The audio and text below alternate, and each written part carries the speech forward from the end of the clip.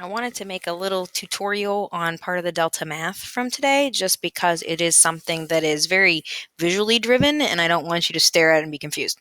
So you're going to be asked to do some improper integrals where you're dragging the boundaries of your integral to actually see how much area is enclosed, or if it's a finite area enclosed. So for this particular one, they give you this function that is just this, looks like a exponential decay kind of dropping function, and they give you this slider bar. And when you move the slider bar, it shows you area that's been created depending on how you move the upper boundary. It shades it in for you, and then it gives you an answer. So when you get to ones like this, you're going to be asked. You can also use, like, not the graphing, but you can use this slider just to kind of show what happens and you get really big. So this is going beyond the scope of the graph if you want to see additional values. So down here, it would say, okay, what's the integral from 0 to 5 of f of x? Well, I actually happen to stop right at that, 0 to 5 f of x. It does 1 to the nearest thousand, so that's 3 decimal places. So 2.450 it would round up to.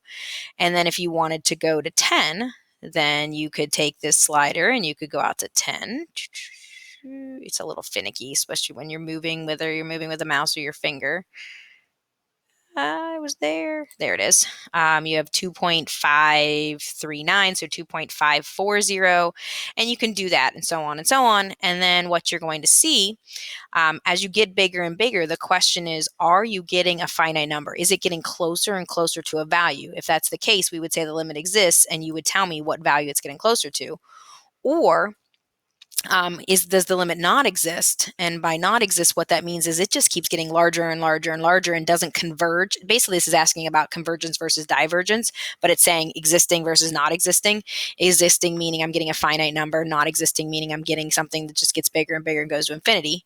And then down below, kind of that same idea, if it exists, then it's going to converge to that number.